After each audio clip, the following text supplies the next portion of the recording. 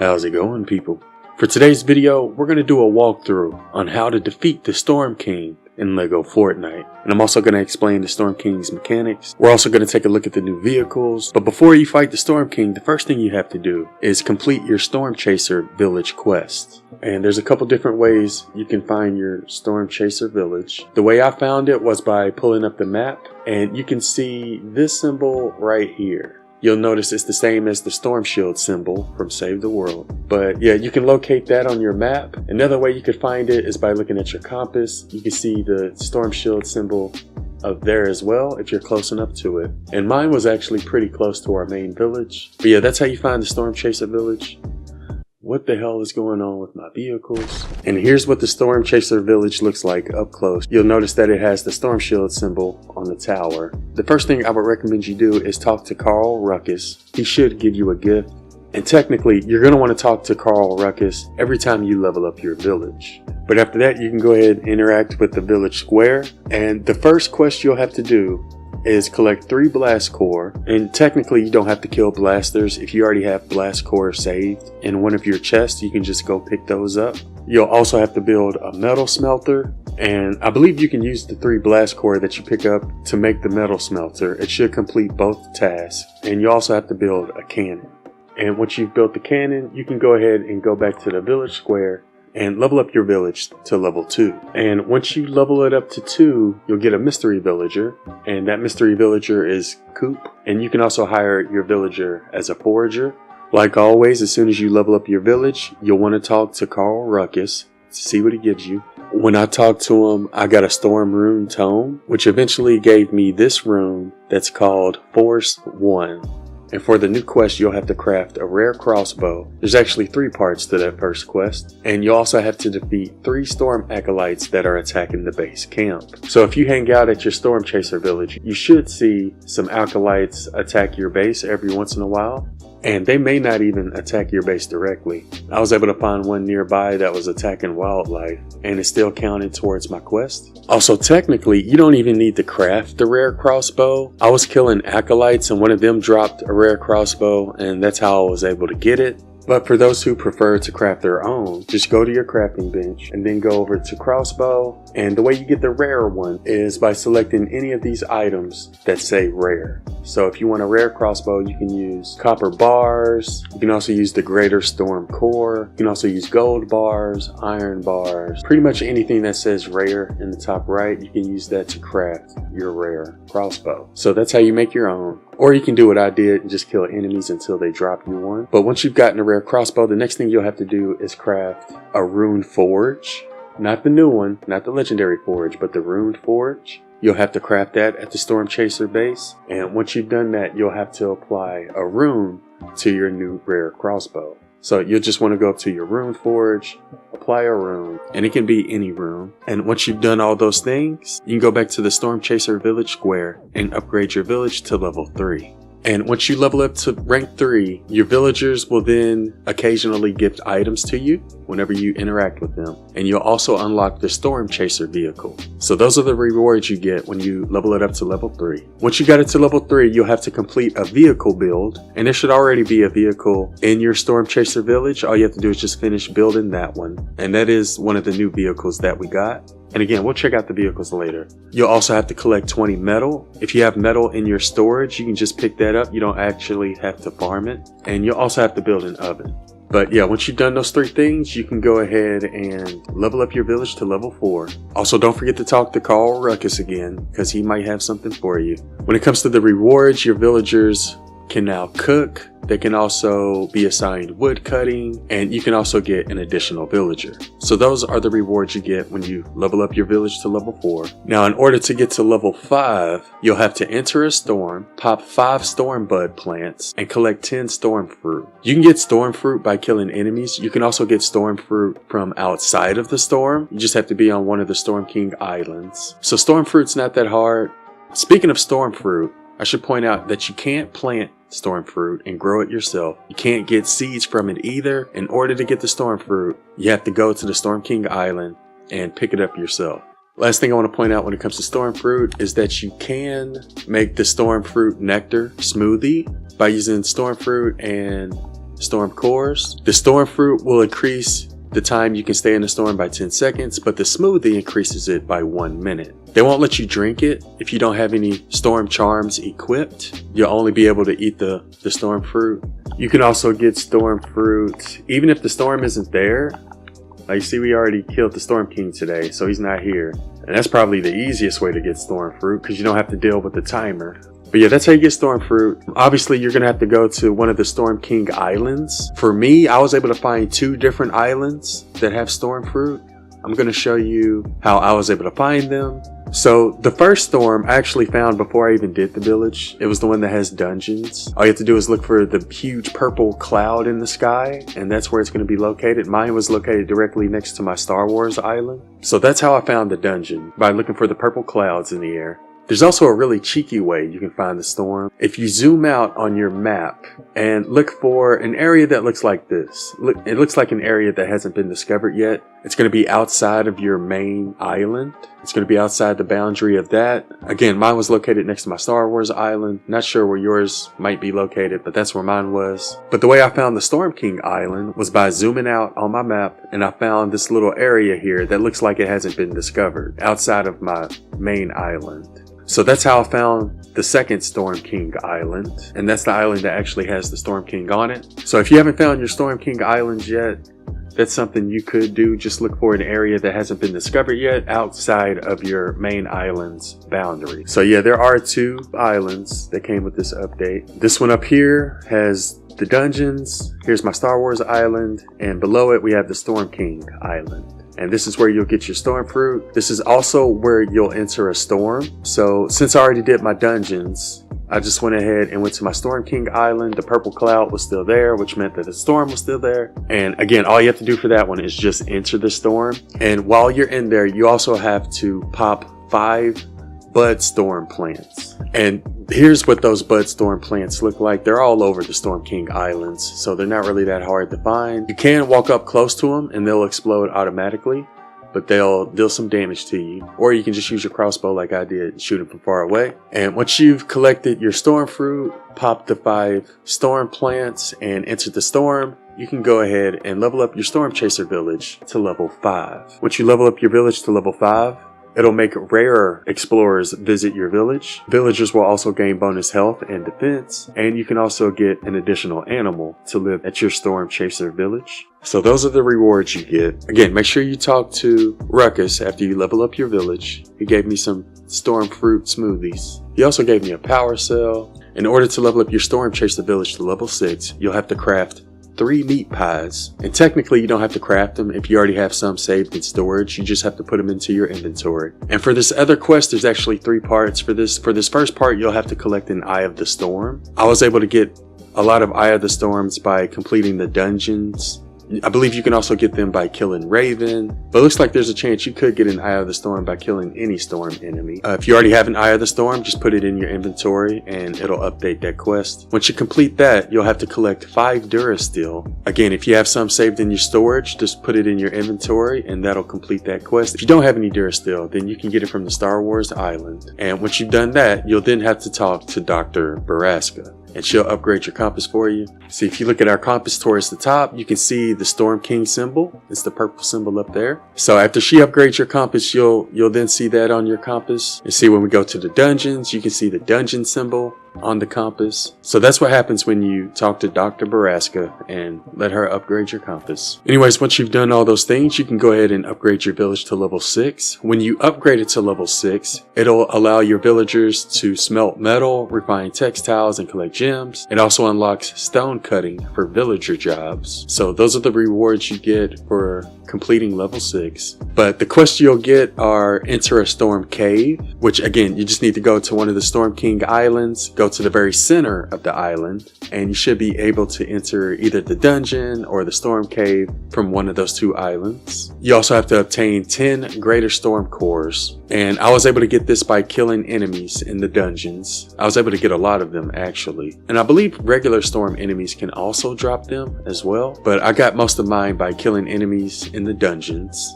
And you'll also have to craft an epic sword. I believe you can also complete this quest by just getting an epic sword by killing enemies, or you can craft your own. In order to make epic swords, you have to select materials that make it epic, like amber, sapphire, ruby, emerald. Yeah, if you select any of those materials, it should give you an epic sword. I do want to point out the differences between them. So when it comes to amber, I believe that has the most durability. Emerald is going to have the most knockback. Ruby's going to have the quickest attack speed, so that's probably the one I would recommend. And sapphires will give you an extra rune slot, but all of these have the same damage when it comes to these regular epic swords. So that's sort of the difference between the different epic swords. Looks like the Shatterhorn sword has less durability, but you won't get the Shatterhorn until you kill the Storm King, so we'll talk about that a little bit later. But for now, you can just use any one of the gems. And when it comes to the handle or the hilt, iron gives the most durability, copper increases the speed the most. I believe the gold hilt will give you an extra rune slot, and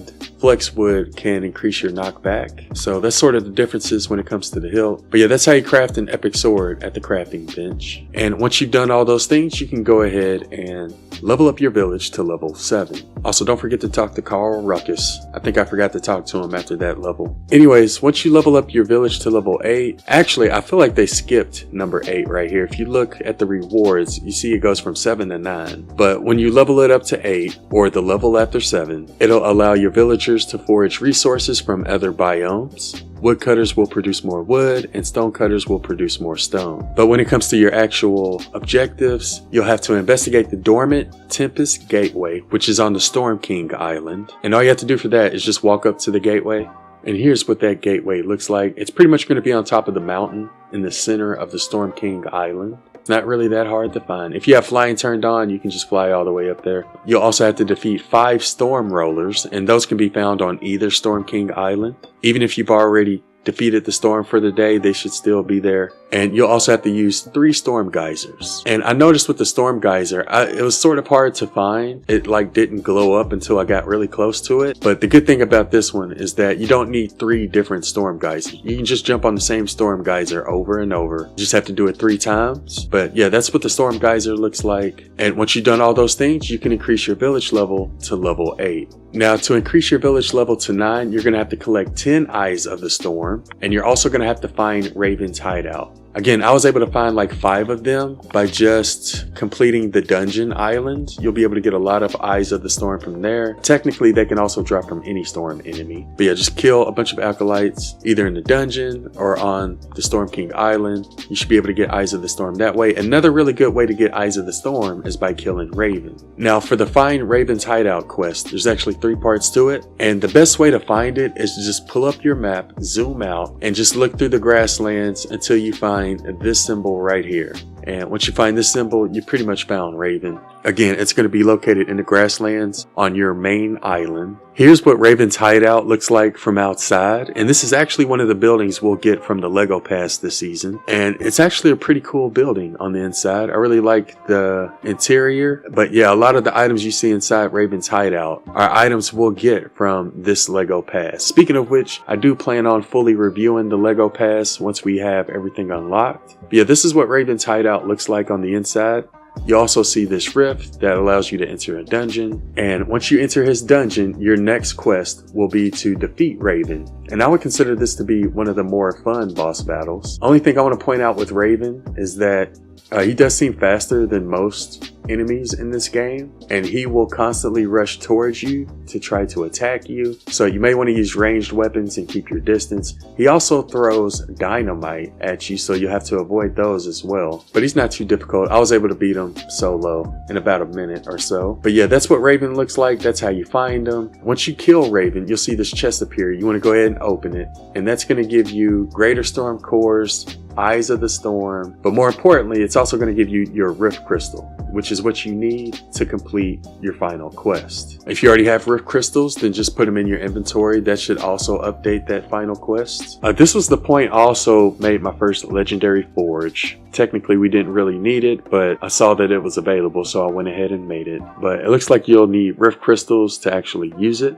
so I wasn't able to use it just yet. But once you've done all those things, you can go ahead and level up your village to level 9. Also, don't forget to talk to Carl Ruckus. I believe this is when he gave me my first slurp launcher, which is useful when it comes to the Storm King fight. And in order to get your village to level 10, you'll have to defeat the Storm King. And for this other quest, there's actually 3 parts to it. For this first part, you'll have to power up the Tempest Gateway. Pretty much go back to the gateway we was at earlier, and you'll have to deposit 10 Eyes of the Storm into it in order to open the gateway. So once you deposit those Eyes of the Storm, it'll give you the option to enter the Storm King's lair. And once you enter, you'll then have to obtain a mythic weapon from the Storm King. And the way you obtain a mythic weapon is by killing the Storm King. For those who have played Save the World, it pretty much works almost exactly the same. For those who haven't played Save the World and who haven't done the Storm King, I've already uploaded gameplay of it if you would like to check it out. But pretty much he's going to do one of his different attacks on you for a couple minutes. After like the 3rd or 4th attack, you'll see a weak spot appear, and you just want to shoot the weak spot until it gets destroyed. And you'll have to keep doing that until you destroy the 3 weak spots. Once you destroy the 3 weak spots, he'll then like fall to the ground, and you'll have to destroy one of his horns. After you destroy his first horn,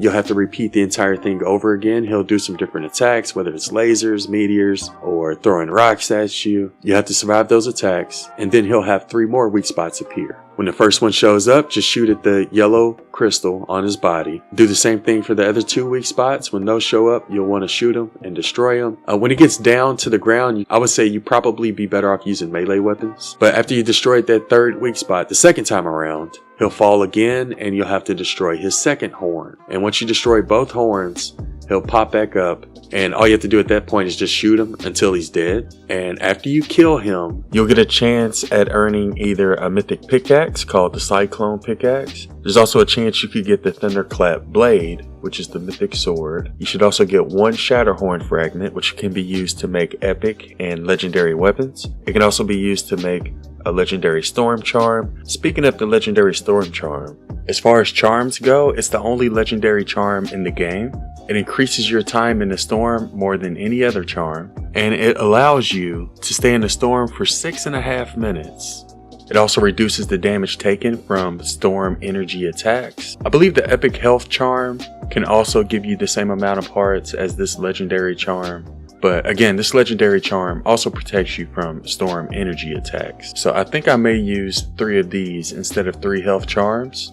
So that's how the boss fight works. Again, if you want to see the complete Storm King gameplay, I'll leave a link to it in the description. But once you've done all those things, you can go ahead and finish leveling up your village to level 10. And once you level it up to 10, it'll unlock the little barge vehicle blueprint, and it'll also give you an additional slot for an animal to live at your village. So that's how you level up the Stormchaser village to level 10. Next thing I want to do is show what each of the new vehicles look like. When it comes to the barge, here's everything you'll need to build it, and here's what it looks like in game. 1 makes you go straight, 2 makes you go right, and 3 makes you go left. But 4 doesn't really do anything for us. And I did build this over water since it's a water vehicle. But yeah, this is what the barge looks like. And again, you'll unlock it after you get your Stormchaser village to level 10. Yeah, there's no seats or seat belts. So just hang on for your dear life. Hang on for life. Why does my forward go backward and my reverse go? Oh, wait, are we on here backward? Wait, what? My reverse goes forward and my forward goes reverse. I don't think this is how this vehicle is supposed to work. Here's everything you'll need to build the Stormchaser, and here's what it looks like in game. It had a total of 6 stages, and it requires 2 power cells. So here's what it looks like when you go forward. Here's what it looks like when you go in reverse. When you press 1, the rockets ignite. It makes you go faster. Oh, make this bug out as well. I don't think anything happens when you press 2.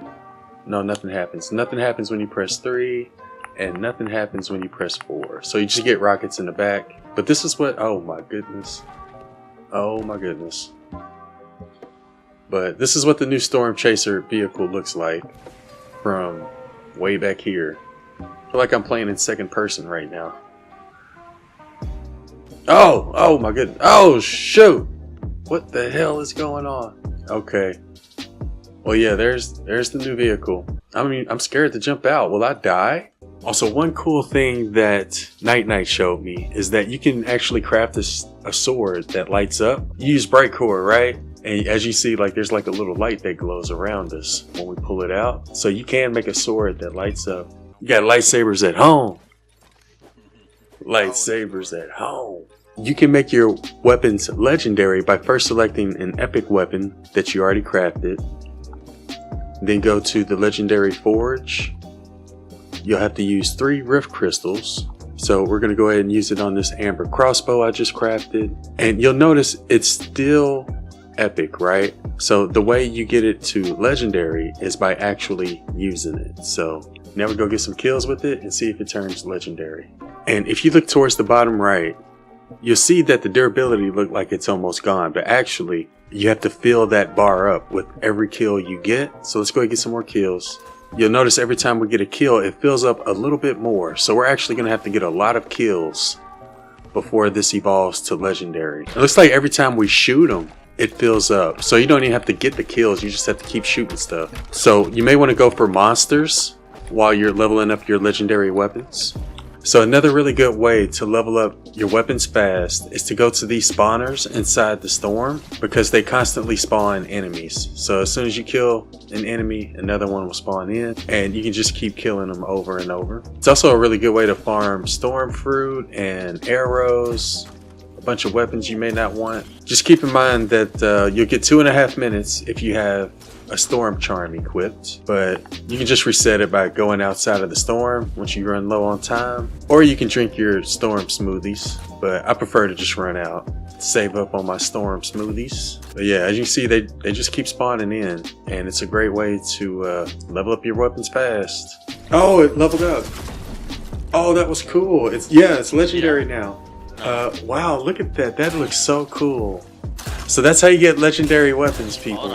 I should probably also mention that they added chests that have more storage. One is made with amber, one with emerald, one with sapphire, and one with ruby. And we sort of used that to color code our chest here.